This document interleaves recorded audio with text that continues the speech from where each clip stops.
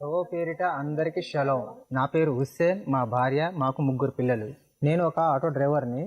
లోకానుసారంగా జీవితం జీవించేవాడిని. మా ఊర్లో అన్నదమ్ముల మధ్య కొంత ఆస్తి ఉండేది.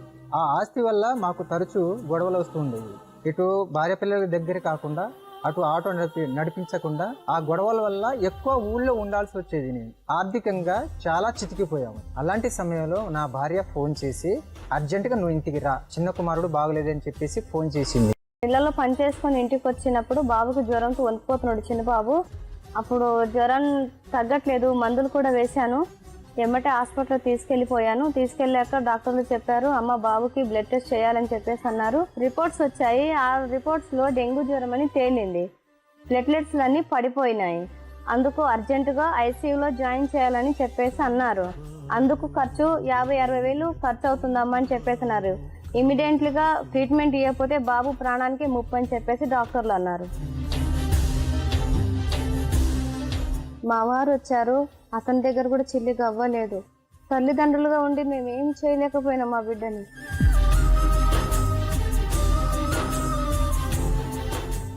బాబు బెడ్ మీద విపరీతమైన జ్వరంతో వణికిపోతున్నారు. ఆ బాబుని చూపించుకోలేక ఇంకా అక్కడి నుంచి ఇంటికి తీసుకొచ్చేసాను.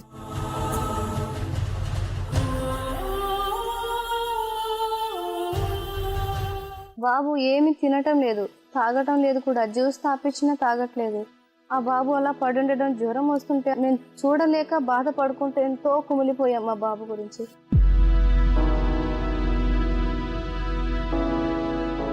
అదే సమయంలో మా పక్కన ఒక క్రైస్తవ కుటుంబం ఉండేది.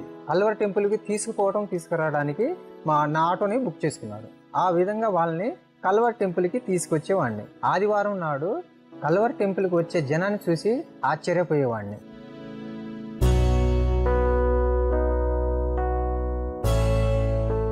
అది నాకు జ్ఞాపకం వచ్చి, ఇంతమంది జనం కల్వరి టెంపుల్కి వెళ్తున్నారంటే అక్కడ ఖచ్చితంగా దేవుడు ఉన్నాడని నేను నమ్మాను. ఆ రోజు శనివారం, మరుసటి రోజు ఆదివారం. అనారోగ్యంతో బాధపడుతున్న చిన్న కుమారుని తీసుకొని నా కుటుంబంతో సహా కల్వరి టెంపుల్కి వచ్చాం. కల్వరి టెంపుల్ ఆరాధనలో పాలు పంచుకున్నాం. కొత్తగా వచ్చే వారిని మీరు చేతులు ఎత్తండి అని దైవజనులు చెప్పారు. నేను వెంటనే పైకి చేయి ఎత్తాను. కూర్చోకండి, లేచి నిలబడండి అని చెప్పేసి దైవజనులు అన్నారు. మీ చుట్టూ ఉన్న వాళ్ళు మీకోసం ప్రార్థన చేస్తారు, మీ సమస్య ఏంటో చెప్పమని దైవజనులు చెప్పారు. నా కుమారుడు అనారోగ్యంతో చావు బతుకులో ఉన్నాడు, వాడి కోసం ప్రార్థన చేయండి అని చెప్పాను.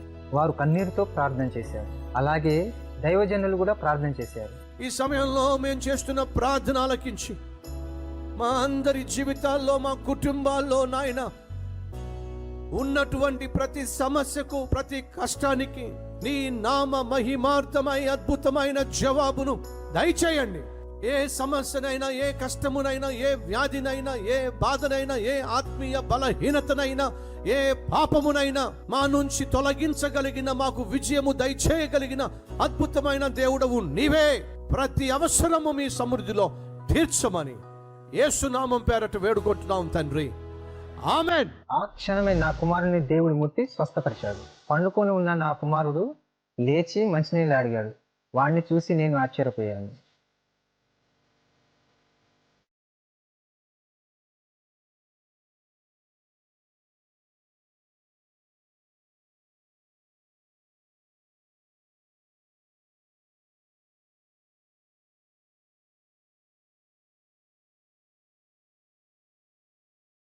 ఆరాధన అయిపోయిన తర్వాత బెత్లెహేము హాల్లో భోజనం పెడుతుంటే అక్కడికి వెళ్ళాడు. వాడే ప్లేట్ తీసుకొని, వాడే అన్నం పెట్టుకున్న అన్నం అంతా మొత్తం తినేశాడు.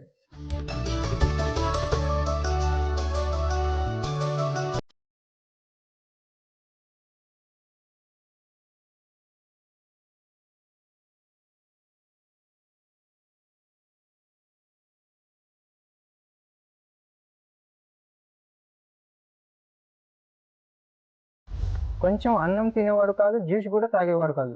అలాంటిది ఇక్కడ అన్నం మొత్తం తినేశాడు. చాలా ఆశ్చర్యం వేసింది. అన్నం తిన్న తర్వాత పిల్లలతో చాలా మంచిగా ఆడుకుంటున్నాడు. అది చూసి మాకు చాలా ఆశ్చర్యం వేసింది. ఆ రోజంతా చర్చిలోనే ఉన్నాం.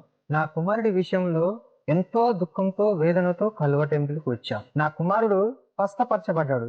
తిరిగి ఇంటికి సంతోషంగా తిరిగి వెళ్ళాం. నా కుమారుడికి ఆ రోజు నుంచి ఈ రోజు వరకు ఎటువంటి అనారోగ్యం లేదు. నిజమైన దేవుడే యేసుక్రీస్తేనని నమ్మి ప్రతి వారము క్రమం తప్పకుండా కల్వరి టెంపుల్కి వస్తున్నాం. ఇప్పుడు నేను మా కుటుంబం ఎంతో సంతోషంగా ఉన్నాం. ఇంత సంతోషాన్ని నింపిన నా యేసయ్యకు ఏమి ఇచ్చిన తప్పేనని కల్వరి టెంపుల్లో చిన్న పనైనా చేసి ప్రభు రుణం తీర్చుకుంటానని సిఎస్టి టీంలో జాయిన్ అయ్యి ప్రభు పరిచయాలలో పాలు పంచుకుంటున్నాను. మేము ఇంత సంతోషంగా ఉన్నామంటే కారణం కల్వరి టెంపులే. కల్వరి టెంపుల్లో అందించబడుతున్న స్వచ్ఛమైన వాక్యం. ఇంతటి స్వచ్ఛమైన వాక్యాన్ని అందిస్తున్న దైవజనులు సతీష్ కుమార్ అన్న గారికి మా హృదయపూర్వక వందనాలు. యేసయ్యకే సమస్త మహిమ ఘనత ప్రభావం చెల్లును గాక.